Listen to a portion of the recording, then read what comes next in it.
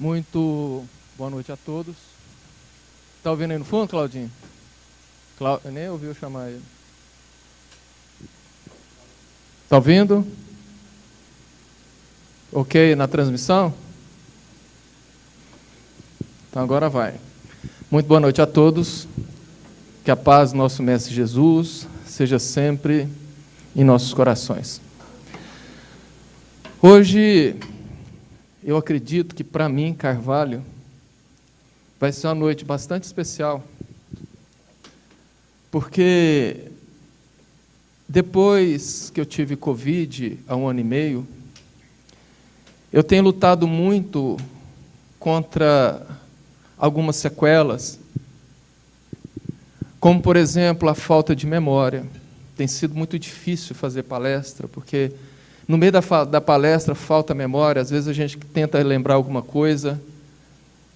Me sobrou um zumbido no ouvido, que embora eu já tenha acostumado, e às vezes ele fica bem baixinho, nunca me deixou há 1 ano e meio. Mas eu sempre tenho pedido a Jesus que eu gostaria de voltar ao seio dele como antes.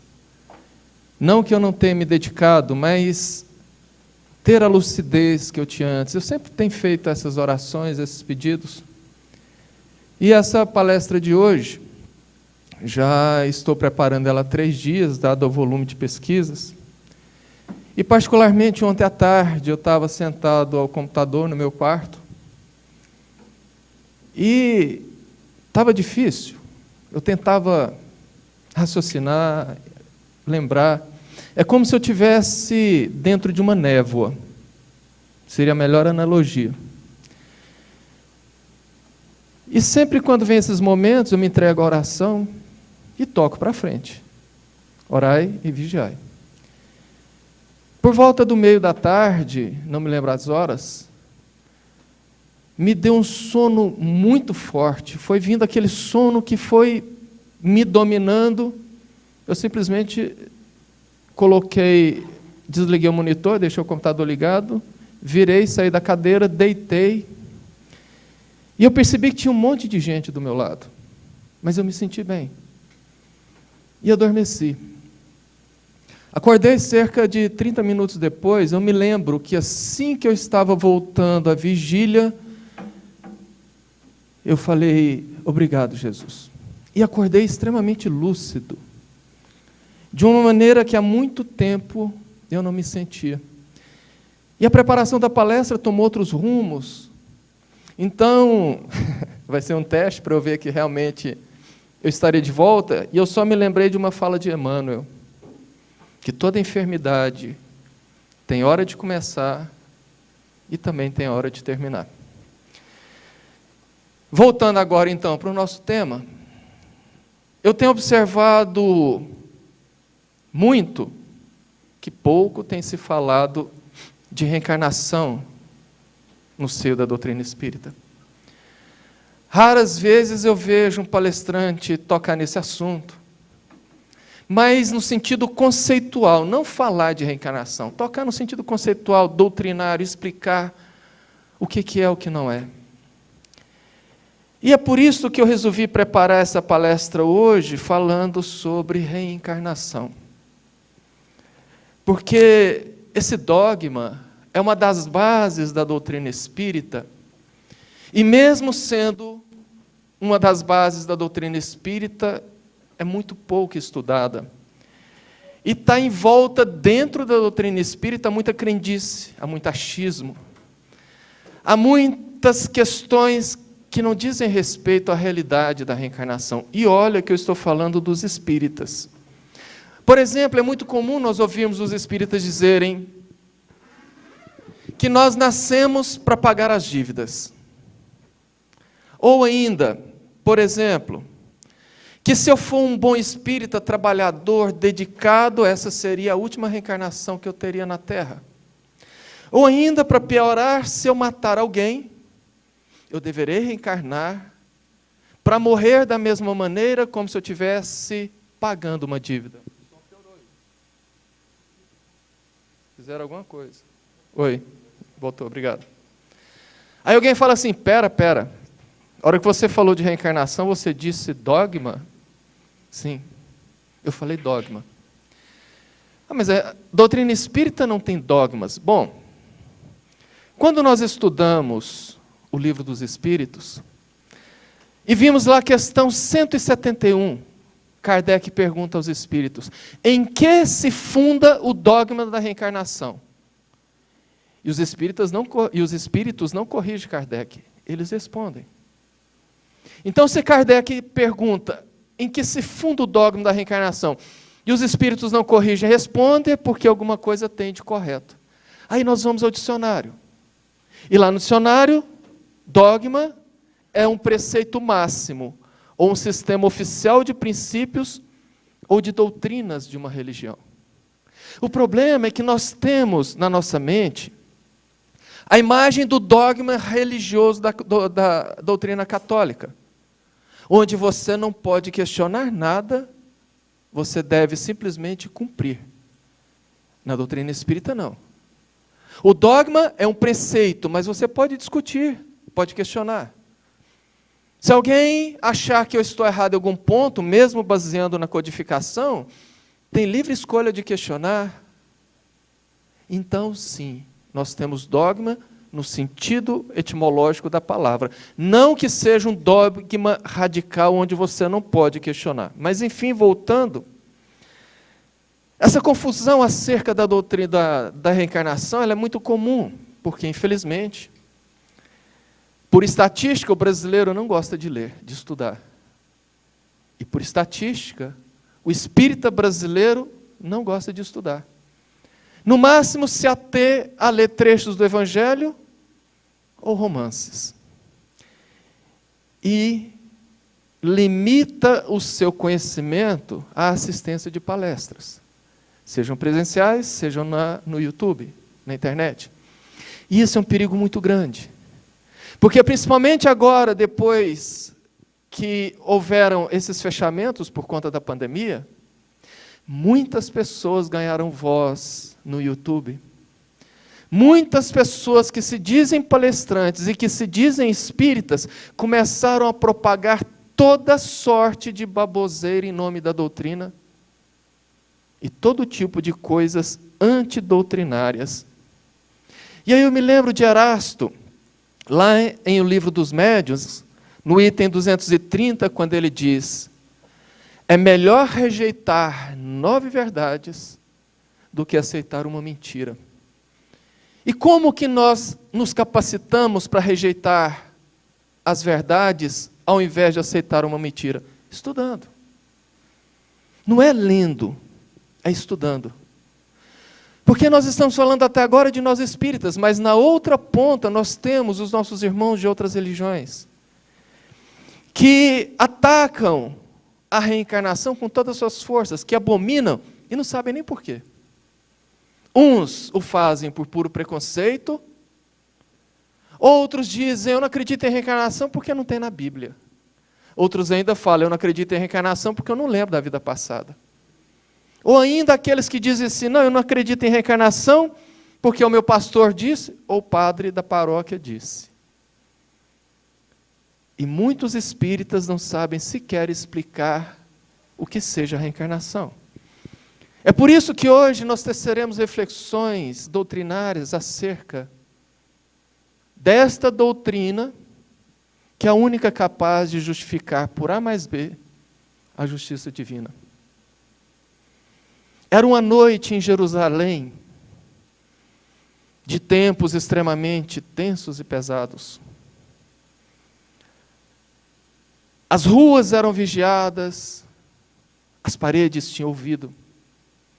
E aquele homem, muito conhecido, talvez um dos 6 mais ricos de toda a região, transitava como uma sombra entre as pilastras, entre os corredores estreitos daquela cidade, sempre olhando para trás e confirmando se não estava sendo seguido, e ao contrário das pessoas que carregavam um achote com resina, pegando fogo, fazendo uma tocha, ele caminhava às escuras, atravessou o portão sul da cidade, e se dirigiu a uma pequena casa pouco mais de 1.200 metros fora dos muros da cidade, onde ali já havia sido combinado que ele encontraria Jesus. Na pequena casa de um amigo do mestre, que havia o recebido para que dormisse lá, numa pequena varanda do lado, naquela noite quente de primavera, estavam Jesus e o pequeno João, o evangelista, ainda um adolescente, em torno dos seus 16 anos. Nicodemos, então, um doutor da lei, adentra e narra a Mélilo Rodrigues que o João encosta-se no umbral da porta. E como único evangelista a citar esse diálogo, ouve quando Nicodemos se volta para Jesus e disse: Rabi, bem sabemos que tu vens da parte de Deus, porque só quem vem da parte de Deus pode fazer o que tu fazes. Jesus então vira e disse: em verdade te digo, que aquele que não nascer de novo, não verá o reino de Deus. E aquele homem um pouco confuso, vira e disse: como assim, Rabi? Como que pode um homem velho voltar a nascer do ventre de sua mãe? E Jesus, com muita amorosidade, o repreende de maneira tranquila. Tu, que és um doutor da lei, não entende isto? Pois em verdade eu te digo, Nicodemos, é necessário nascer da água, é necessário nascer do Espírito para que possa ver o reino de Deus. Porque o que é nascido da carne é carne, e o que é nascido do Espírito é Espírito. E não te maravilhes quando eu te digo, é necessário nascer de novo. Esse diálogo que nós encontramos no livro de João, capítulo 3, Jesus fala claramente sobre a reencarnação. Por mais que se deem bailes clericais, desculpas teológicas, não tem como fugir dessa realidade. Agora, naturalmente, Jesus não usou o termo reencarnação, porque esse termo não poderia aparecer na Bíblia. É um neologismo, é um termo novo criado por Kardec em 1857. Mas existem sinônimos. E Jesus falava sempre de reencarnação em sinônimos da cultura hebraica. Porque Kardec, lá na introdução do Livro dos Espíritos, disse: para que se designem novas coisas, deveremos usar novos termos. Então, ele criou termos novos que realmente não apareceram na Bíblia. Agora, quando nós buscamos os sinônimos, nós encontramos reencarnação na Bíblia de capa a capa. Inclusive, fala-se mais em reencarnação na Bíblia do que nos 5 livros da codificação. E conversando isto, eu ouvi de pessoas, mas Jesus nunca pregou a reencarnação. Não. Jesus nunca pregou a reencarnação porque esse não era o objetivo de Jesus. Mas quando nós vamos lá em Mateus capítulo 11, versículo 7 e de 11 a 15, narra Mateus: assim que eles saíram, Jesus começou a dizer às turbas a respeito de João, o Batista: amém vos digo, entre os nascidos de mulheres não se levantou ninguém maior do que João Batista até agora. O reino dos céus sofre violência, e os violentos se apoderam dele, pois todos os profetas e a lei profetizaram até João. E Jesus é categórico: e se quiserdes aceitar, ele é o Elias que havia de vir. E vaticina: ouça quem tiver ouvidos de ouvir. Para que mais claro do que isso? Se Jesus disse que João Batista era o Elias que havia de vir, naturalmente João Batista era a reencarnação de Elias. E Jesus trata isso com toda a naturalidade, porque no judaísmo, a reencarnação até hoje é uma doutrina natural. Jesus convivia com a reencarnação de maneira normal, então ele não tinha que ficar pregando. Tanto é verdade que desde a época existia o Guigum Neshamot, ou seja, em tradução do hebraico livre, roda da vida. Onde se acredita que nós vamos nascendo e renascendo buscando algum tipo de purificação. Até na Cabala judaica, que é uma doutrina mais recente, do século XII, a reencarnação dos princípios fundamentais. Mas não foi só o judaísmo que cria na reencarnação à época de Jesus. Muitas religiões mais antigas preconizavam e vivenciavam a reencarnação. Há mais de 3.200 anos antes de Jesus, os egípcios tinham o costume de mumificar os seus corpos porque acreditavam que quando o espírito retornasse da morte, deveria encontrar as suas coisas e o corpo preservado. No século 7 antes de Jesus, na Índia, o budismo já falava de reencarnação de uma maneira diferente, porque dizia que após o bardo, que era o período que eles chamam depois da morte, a alma renasce em outro corpo. Século 7 antes de Jesus, o jainismo, também uma doutrina indiana.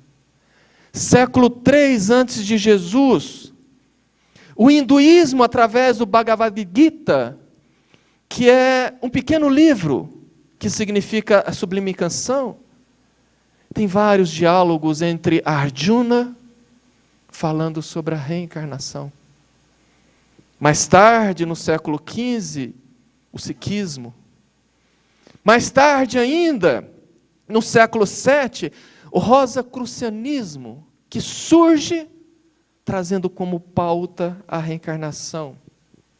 E pasme, os cristãos primitivos acreditavam em reencarnação. E é muito fácil entender. Porque se eles eram os judeus convertidos e como judeus acreditavam na reencarnação, era natural os cristãos primitivos acreditarem na reencarnação. No entanto, a reencarnação não é invenção da doutrina espírita, mas coube à doutrina espírita aprofundar, codificar e consolidar a reencarnação. Porque Jesus, ao seu tempo, naturalmente sabia que nós, os cristãos, iríamos, ao longo dos séculos, adulterar a sua mensagem, como foi o que aconteceu. Porque o cristianismo só foi cristianismo até o século IV. No ano de 303, o imperador Constantino I, observando que entre os cristãos estava tendo muitas contendas, muitas brigas, os chamados bispos, que eram aqueles líderes cristãos que faziam a gestão das dioceses, que eram os principais templos das cidades, tendo como principal a cidade de Roma. Constantino, observando que havia muita briga, muito desentendimento entre os cristãos, mas ele querendo firmar-se dentro do seu império, principalmente depois de ter conquistado o único império, porque ele era dividido em 3, ele resolve, então, juntar todos os cristãos sobre uma única denominação.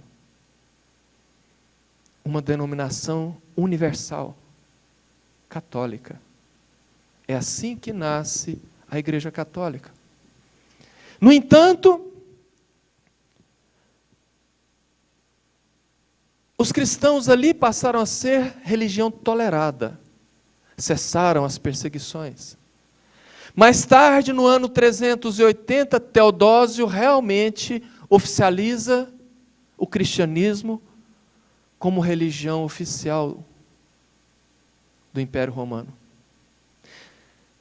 Só que aqui, ao invés da nova seita católica universal cristianizar Roma, Roma romanizou a religião. E de lá para cá, os que eram perseguidos passaram a ser perseguidores. E o cristianismo nunca mais foi cristianismo. Mas a pá de cal na reencarnação veio no século VI, quando o Império Romano já estava dividido entre o Império Romano do Oriente, com a capital Constantinopla, a antiga Bizâncio, e o Império Romano do Ocidente, com a capital Roma, onde tinha o principal bispado. Ali, no Império Romano do Oriente, que era governado, que tinha como imperador Justiniano o Grande, que havia se casado com Teodora, que passou para a história como Teodora do Prostíbulo, porque era uma ex-meretriz. Ele extremamente apaixonado por essa mulher, que muito astuta, começou então, após tornar-se imperatriz, a se meter nos assuntos do Estado, nos assuntos da religião.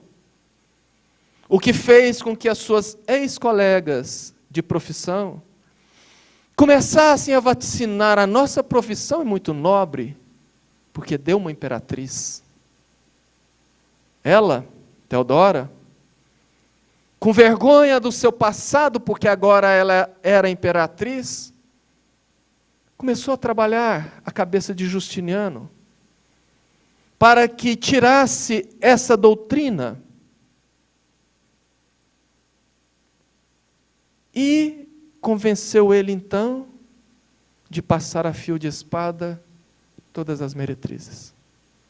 A história fala entre 500 e 550 mulheres que foram mortas.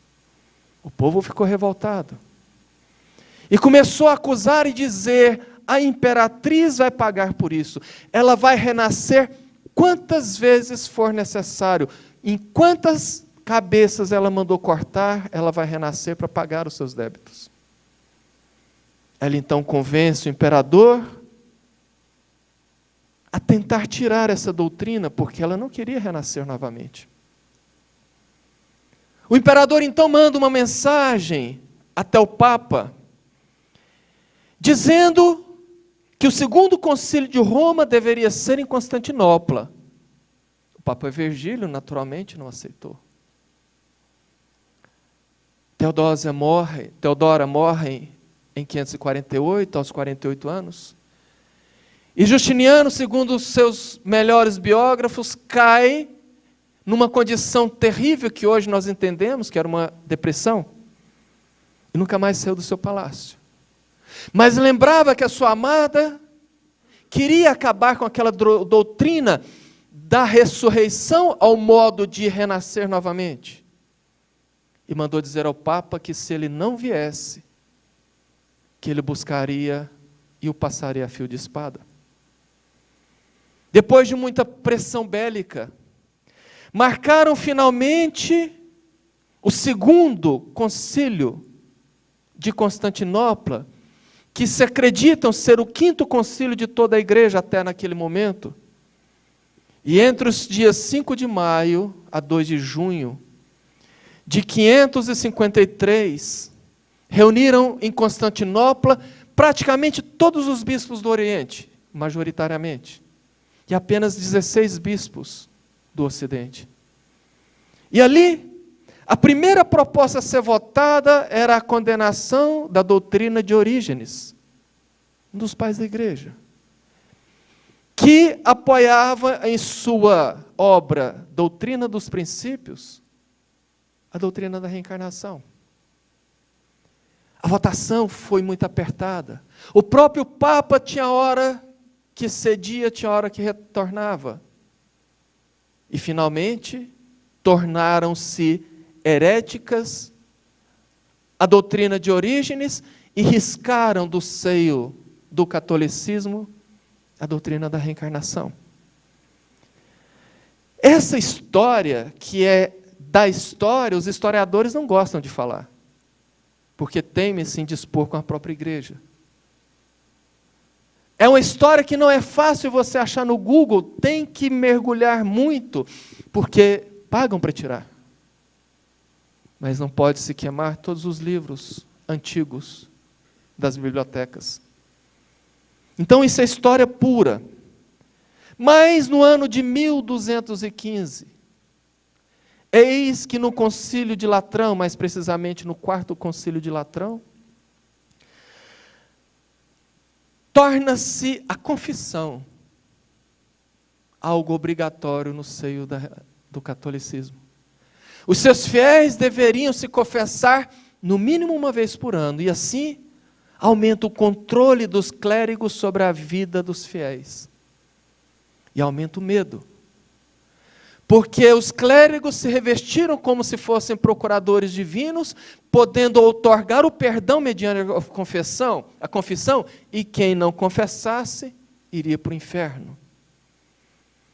Recrudesce, então, a doutrina do perdão, que é muito melhor do que a doutrina da reencarnação. Afinal de contas, é muito melhor eu me confessar e ser perdoado, do que ter que reencarnar e me ver às voltas com os meus compromissos. Vem a grande noite medieval. E no ano de 1231, nasce o horror da Inquisição. O Papa Gregório IX cria o Tribunal do Santo Ofício, que tem como objetivo principal perseguir, prender, arrancar a confissão, nem que se fosse a tortura, e punir, de preferência com a morte, os chamados heréticos. O último reduto reencarnacionista cristão do mundo foi varrido do mapa através de cruzadas, que foram os cártaros e os albigenses. Tiraram, enfim, de vez a reencarnação do seio do cristianismo. E a pior Inquisição foi a espanhola, entre 1478 e 1874. A reencarnação, então, é soterrada porque o temor a Deus cresceu. Matava-se em nome de Deus. Mandava-se para o inferno em nome de Deus. E assim consolida a ideia de um Deus que castiga, um Deus que pune. Vem no século XVI a Reforma Protestante, com Lutero e depois o alemão Calvino.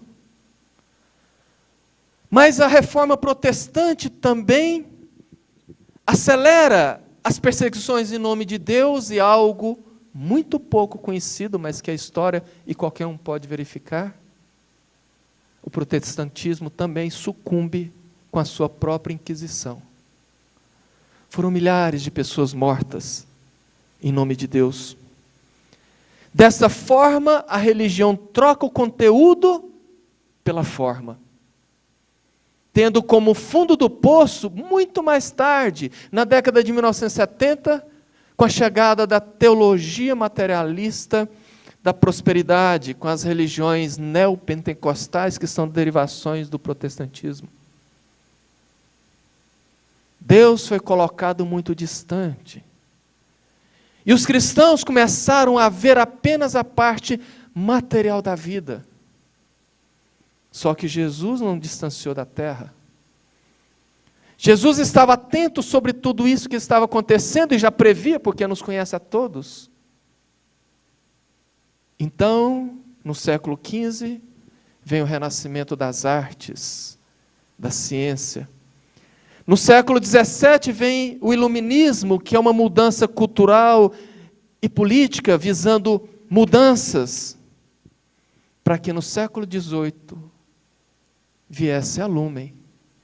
Numa manhã chuvosa de primavera em Paris, na Galeria d'Orléans, em Palais Royal, a doutrina espírita através do lançamento do Livro dos Espíritos.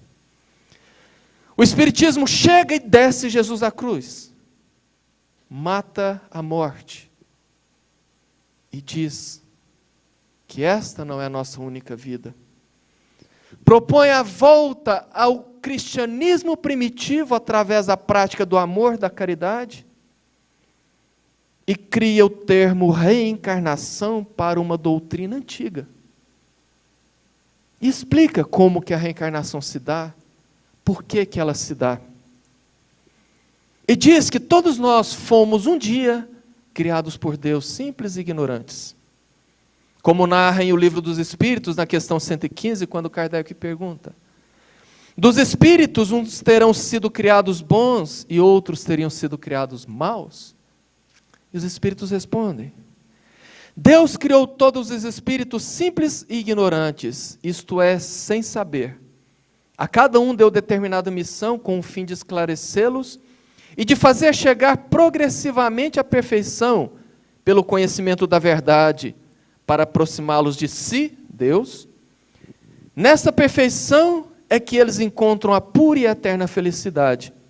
Passando pelas provas que Deus lhes impõe, é que os espíritos adquirem aquele conhecimento. Ou seja, nós reencarnamos em busca da perfeição espiritual, porque se fomos criados simples e ignorantes, nós precisamos aprender, nós precisamos crescer. André Luiz, no livro Evolução em Dois Mundos, fala categoricamente que ser criado simples e ignorantes é ser criado sem complexidade. Simples. Ignorantes, sem nenhum conhecimento. Por isso que no final da questão 540 de O Livro dos Espíritos, Kardec anota: é assim que tudo serve, que tudo se encadeia na natureza, desde o átomo primitivo até o arcanjo, que também começou por ser átomo. Ou seja, o arcanjo, que aqui simboliza um espírito puro, um dia foi átomo, àquela época, a porção mais elementar da natureza. Leon Denis, então, de maneira poética, diz: o espírito dorme no mineral, sonha no vegetal, agita-se no animal e desperta no homem. E dentro dos estudos da codificação da Revista Espírita, nós descobrimos que somos criados simples e ignorantes e que galgamos todos os reinos da natureza em busca da perfeição. Gestamos no reino mineral, experimentando as leis da química e da física. Nascemos como princípio vital no ser, no reino vegetal, para que mais tarde ensaiemos o pensamento no reino animal e possamos despertar, lúcidos da nossa condição como princípio inteligente do universo, no reino hominal. Em uma condição ainda muito primitiva de pensamento, mas a partir daí dotados da livre escolha. A partir daí dotados do livre-arbítrio. E, portanto, a partir daí, respondendo por nossas escolhas perante a lei. Em O Livro dos Espíritos, em O Livro dos Espíritos, na questão 61, Kardec pergunta: há uma diferença entre a matéria dos corpos orgânicos e inorgânicos? E os espíritos respondem: é sempre a mesma matéria, mas nos corpos orgânicos ela é apenas animalizada. Essa tese foi colocada pelos espíritos para Kardec em 1857. Em 1935, o biólogo russo Alexander Yanovich Opary, um dos grandes defensores e um grande estudioso da lei da origem da vida, diz: não existe diferença fundamental entre os organismos vivos e a matéria sem vida. Comprovou, século depois, o que os espíritos haviam dito para Kardec. Nós então entendemos que, saídos do reino animal, mergulhados no reino nominal através da reencarnação, nós passamos a responder pela lei. É claro, não todos iguais.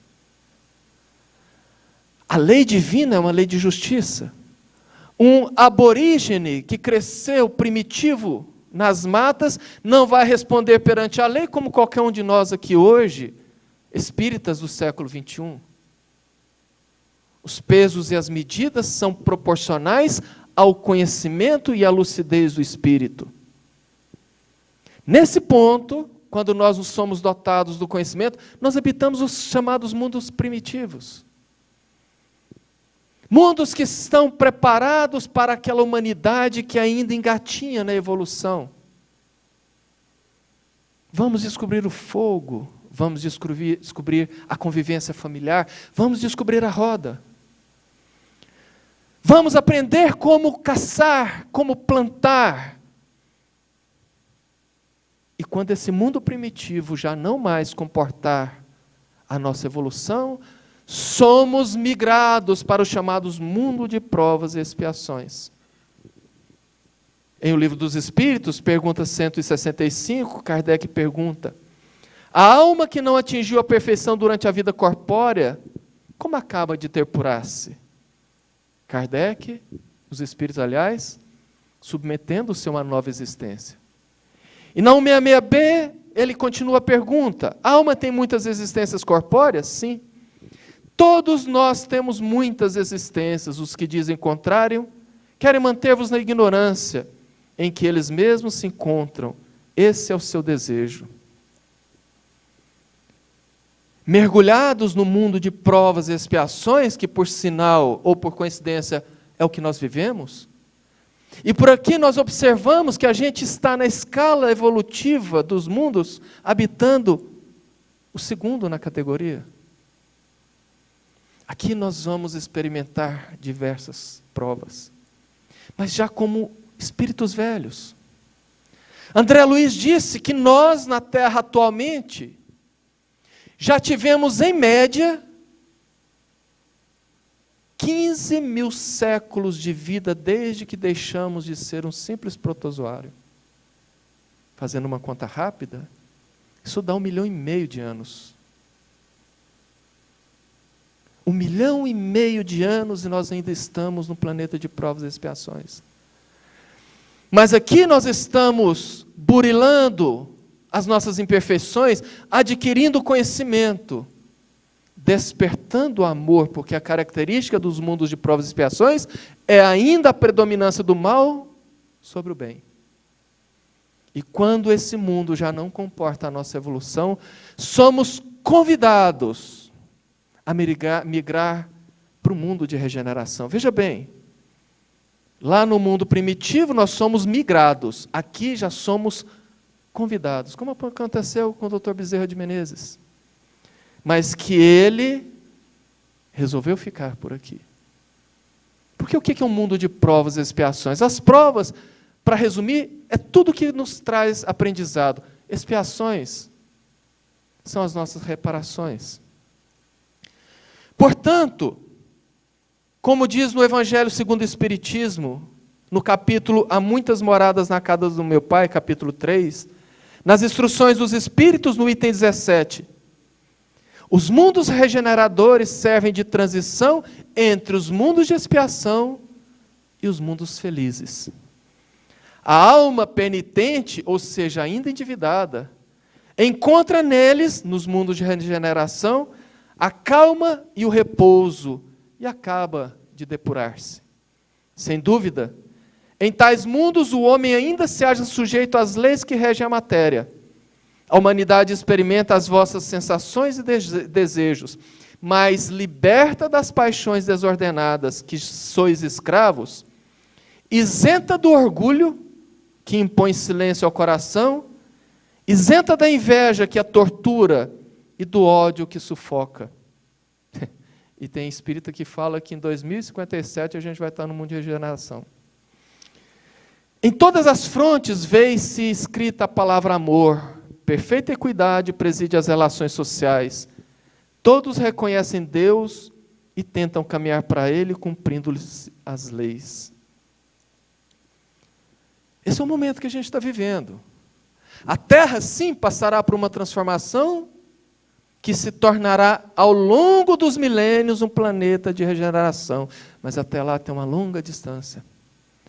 Manuel Filomeno de Miranda diz que espíritos estão reencarnando vindo de orbes mais evolutivos na Terra, a fim de acelerar esse processo e, inclusive, imprimindo uma nova genética nos nossos corpos, que serão menos sensíveis a doenças, que serão esteticamente mais harmônicos, que serão corpos ainda orgânicos, mas muito melhores do que nós possuímos.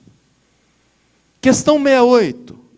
O número das existências corpóreas é limitado ou o espírito se reencarna perpetuamente? A cada nova existência, responde os espíritos.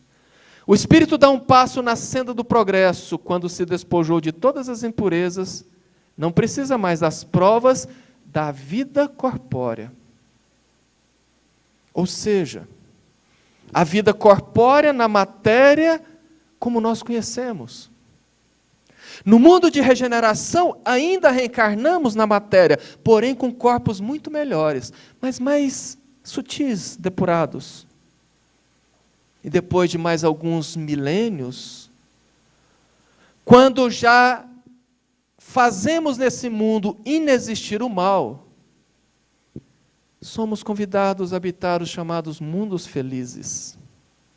Ali, continuamos reencarnando, mas não temos mais o corpo orgânico, físico, como nós conhecemos.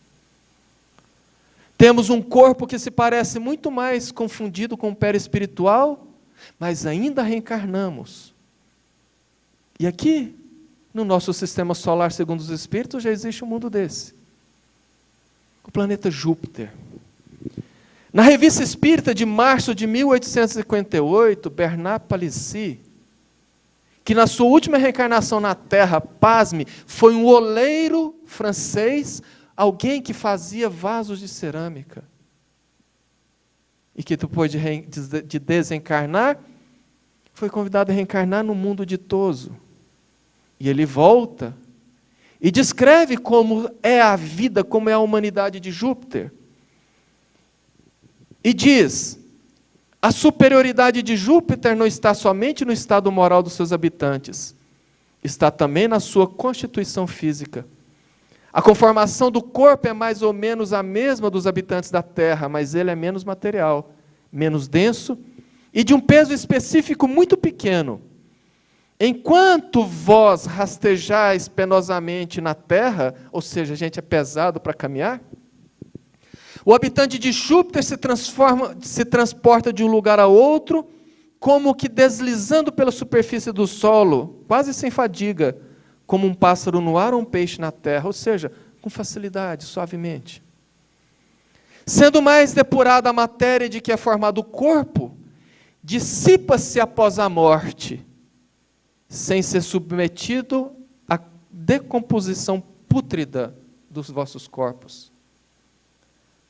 Ou seja, imagina desencarnar um parente seu e ele simplesmente dissipar, ao invés de apodrecer, ter que ser sepultado rapidamente.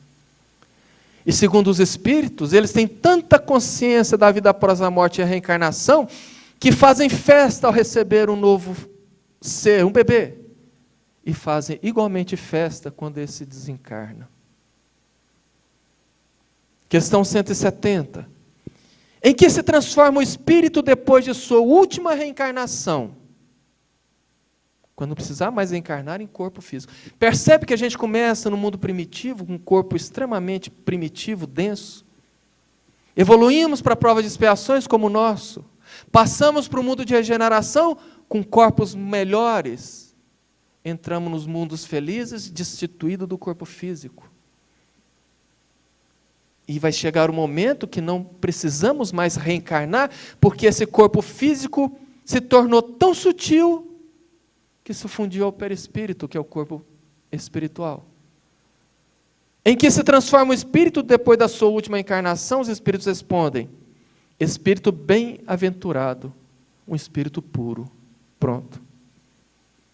Estamos felizes, somos espíritos puros e não temos mais que evoluir, certo? Errado. Parte segunda do mundo espírita ou mundo dos espíritos, no capítulo 1. Primeira ordem, espíritos puros. Na questão 113 do Livro dos Espíritos, Kardec pergunta: primeira classe ou classe única, os espíritos a que compõem essa primeira classe, percorrem todos os graus da escala e se despojam de todas as impurezas da matéria. Reencarna em todos os reinos, reencarna-se durante a sua evolução nos mais diversos mundos, até sair, despojar-se da necessidade do corpo físico. Tendo alcançado a soma de perfeição de que é suscetível a criatura, não tem mais que sofrer provas nem expiações. Não estando mais sujeitos à reencarnação em corpos perecíveis, realizam a vida eterna no seio de Deus. Gozam de inalterada felicidade, porque não se acham submetidos às necessidades nem às vicissitudes da vida material. Essa felicidade, porém, não é a ociosidade monótona, a transcorrer em perfeita contemplação. Ou seja, ninguém vai ficar naquela aposentadoria monótona, apenas contemplando Deus, como se crê até hoje em muitas teologias. Continua os espíritos. Eles são os mensageiros e os ministros de Deus, cujas ordens executam para a manutenção da harmonia universal.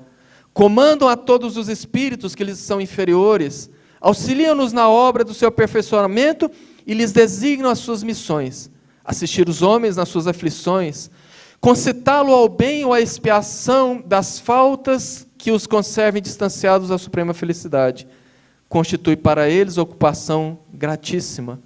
São designados às vezes pelos nomes de anjos, arcanjos ou serafins. Podem os homens pôr-se em comunicação com eles, mas extremamente presunçoso seria aquele que pretendesse tê-los constantemente às suas ordens. Só que não para por aí. Quando nós chegamos à categoria de espíritos puros, não precisamos mais reencarnar, mas continuamos a nossa evolução. Porque dentro da categoria dos espíritos puros ainda tem uma escala evolutiva de aprendizado.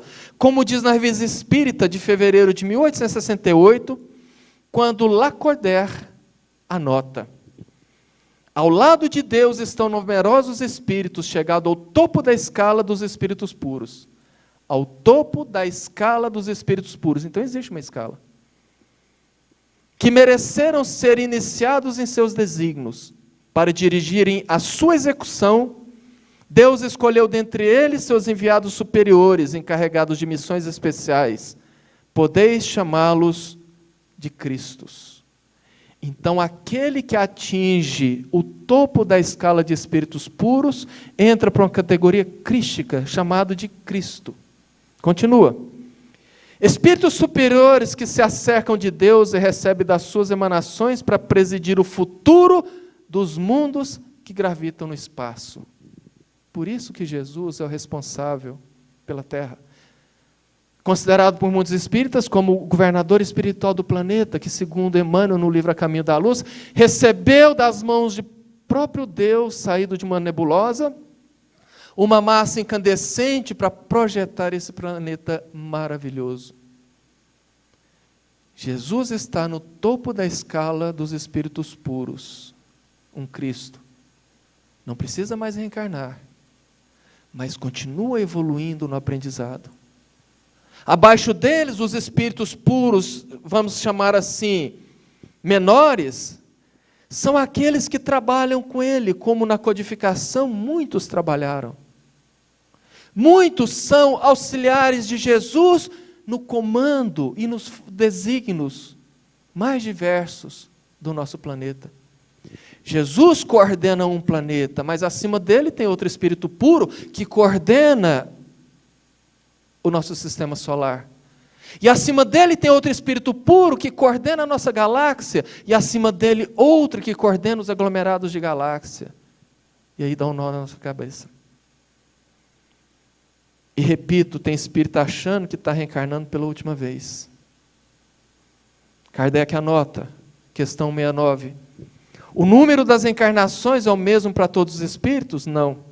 Aquele que avança rapidamente se poupa das provas. Não obstante, As reencarnações sucessivas são sempre muito numerosas, porque o progresso é quase infinito. Por isso que André Luiz diz, a reencarnação é uma doutrina, ou melhor, uma lei biológica de evolução.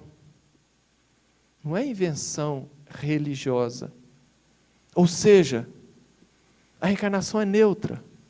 E como uma doutrina biológica não poderia ficar fora da ciência, como não ficou?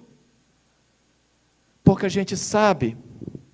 Mas a ciência já mergulha as suas pesquisas na reencarnação há muitas décadas.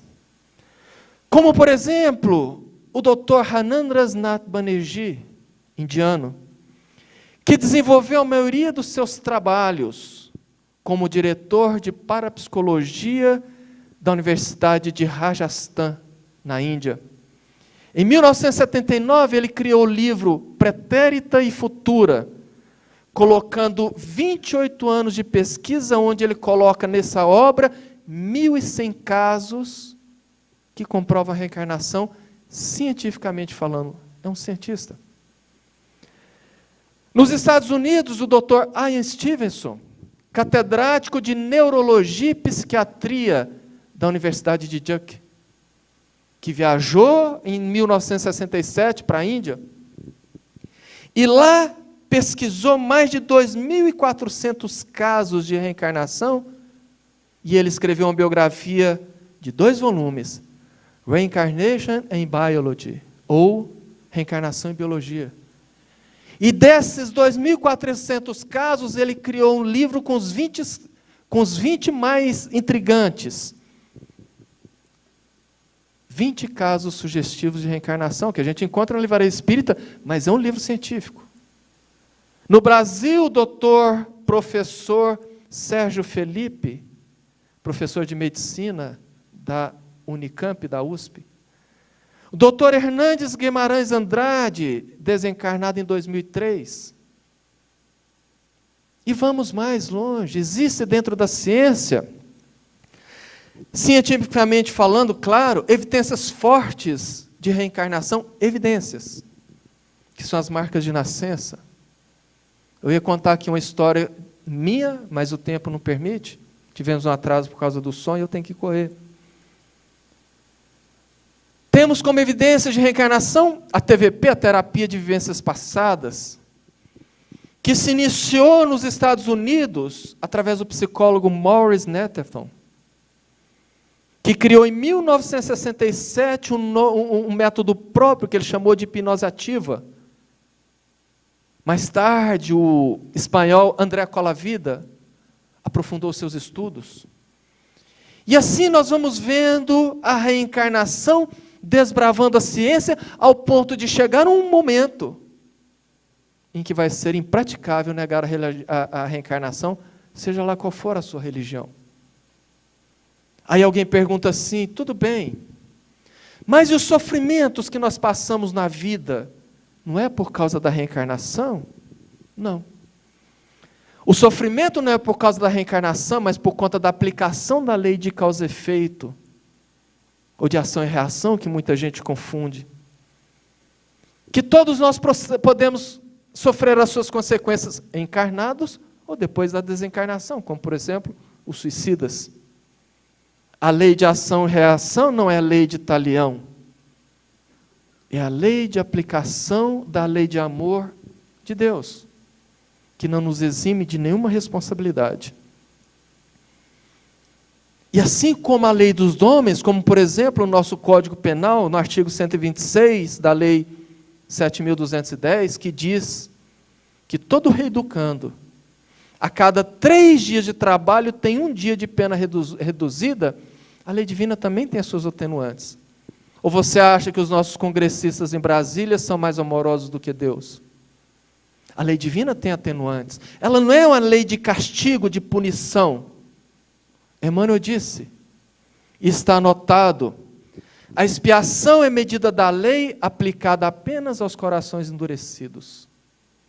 E esse é o ponto, e é aqui que está o problema. Porque nós ainda guardamos os nossos corações muito endurecidos.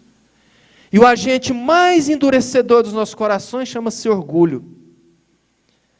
Nós vivemos na Terra quais alunos de uma mesma sala de aula, de uma mesma série, onde alguns poucos sentam-se na frente e estudam, e a grande maioria senta no fundão e leva a vida na barriga.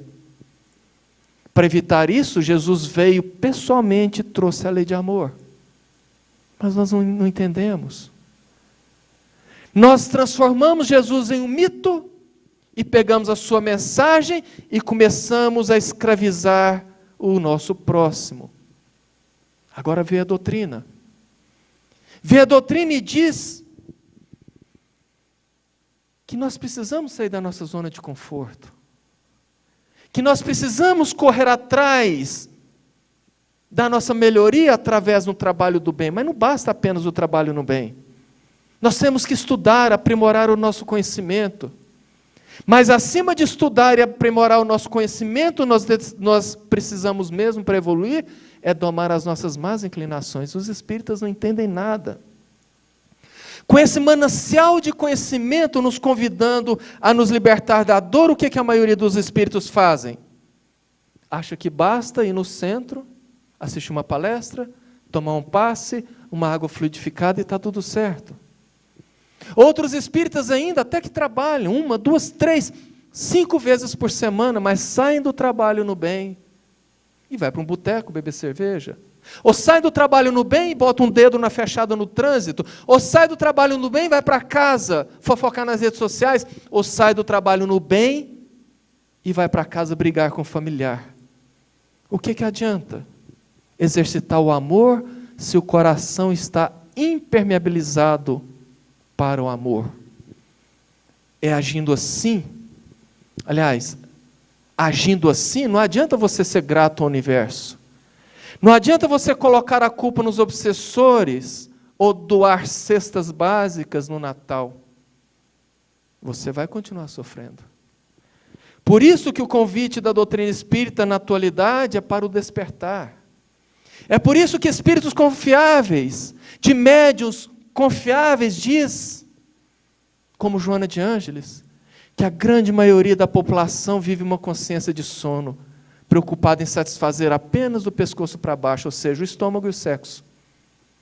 E a doutrina espírita nos chama ao despertar, porque é através desse alerta que nós acordamos para a necessidade da vida, porque a reencarnação não é para punir, não é para sofrer, depende do nosso esforço.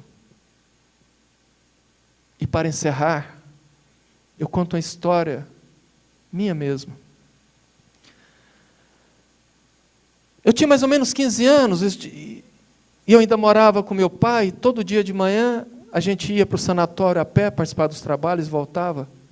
E eu não me lembro o que estava acontecendo, mas nós estávamos na esquina de casa, aguardando alguém. Era por volta de 7 horas, o céu de primavera azulzíssimo, aquela temperatura agradável.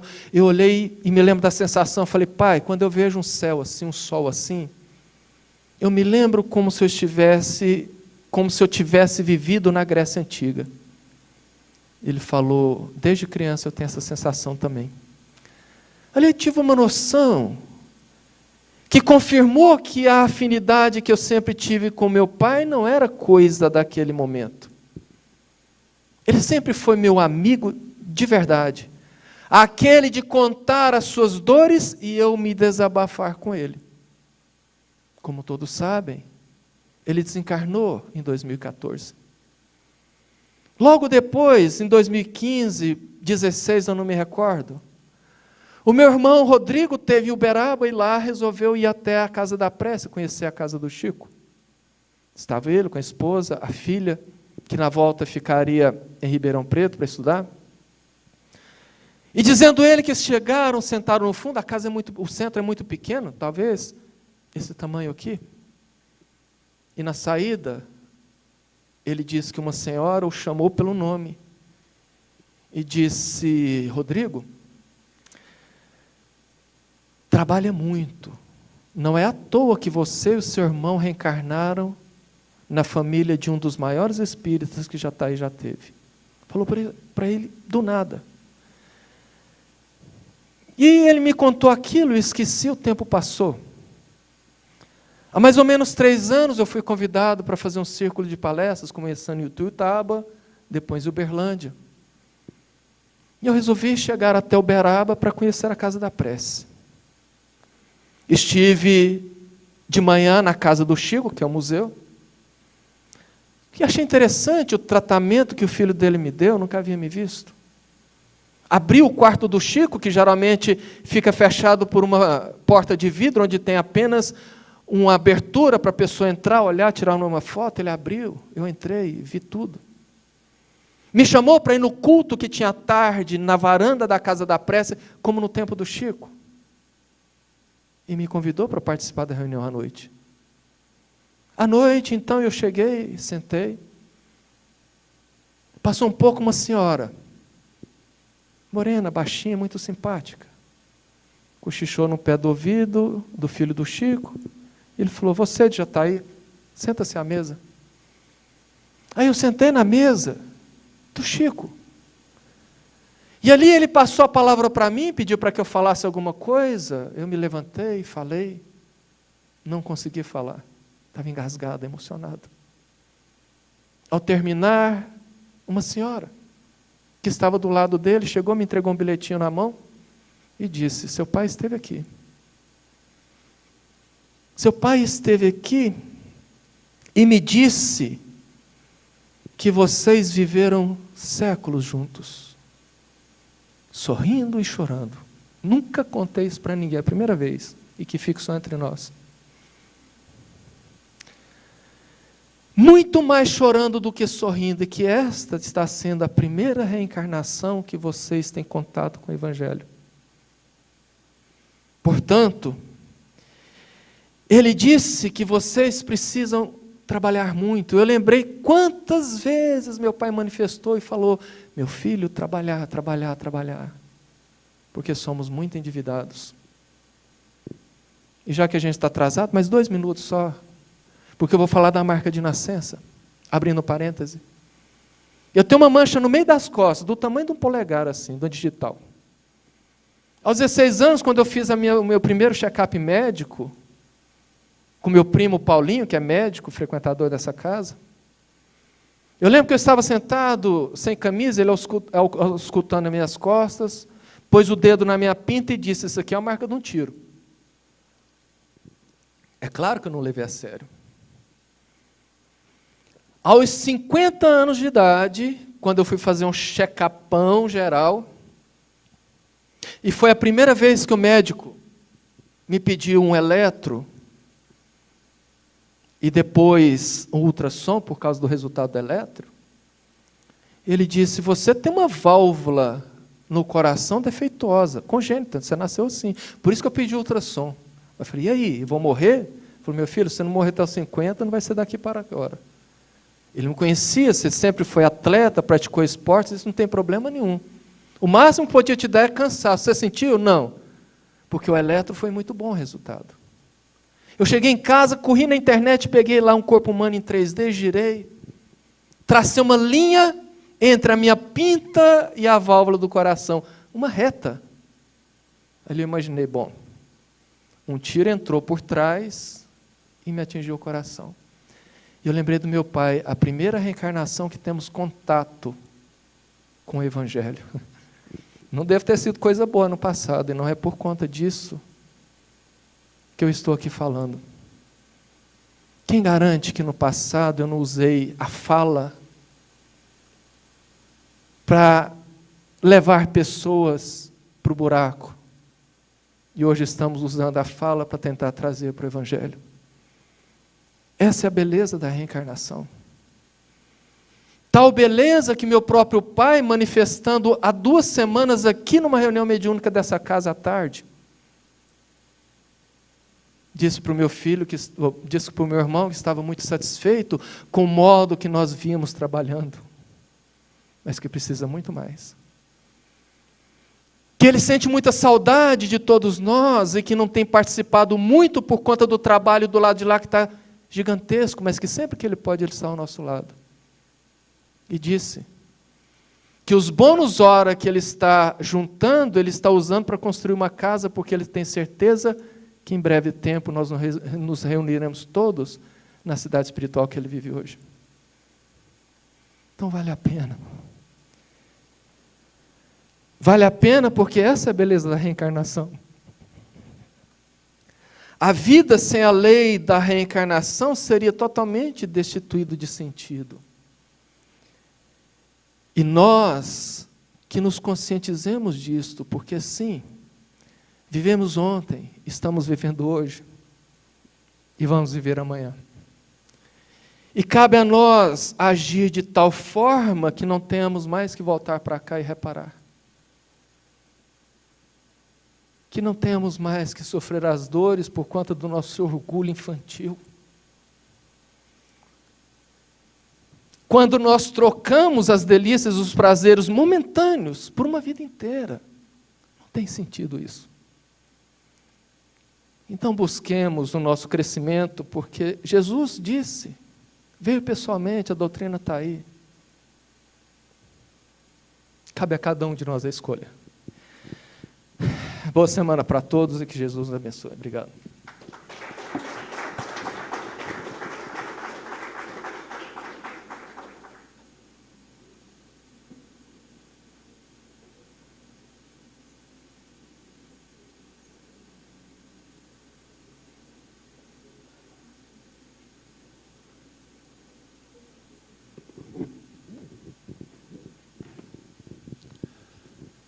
Aqueles que forem receber o passe, pode fazer fila pelo centro.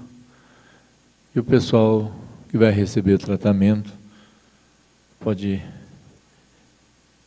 se organizar aqui em frente. Depois desta aula perfeita, que o Carvalho acaba de lembrar-nos que somos filhos de Deus e que somos ainda bem jovens, né? 1,5 milhão, enquanto tem muitos mundos que muitas pessoas, muitos espíritos que têm mais de 10 milhões de anos, né? Bilhões de anos. Vamos agradecer então a Deus. Talvez o melhor sentimento nesse momento é a gratidão. Obrigado, Senhor, pela existência, pela vida, pela oportunidade de nos exercitarmos no Teu amor, trabalhando assim, aparando as arestas, libertando-nos das escravidões, do orgulho, do egoísmo, das paixões terenas, abrindo as portas da espiritualidade maior para todos nós. Que nessa existência possamos despertar a divindade que existe em nós. E que possamos trabalhar de tal maneira que possamos galgar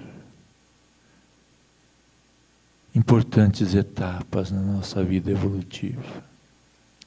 Inspira-nos o amor, a caridade, o perdão, para que possamos todos, ao término desta caminhada, voltarmos a nos reunir nas esferas espirituais.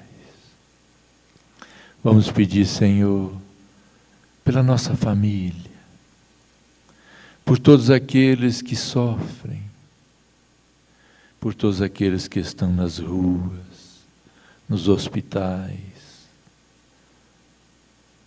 nos albergues, nos lares transitórios.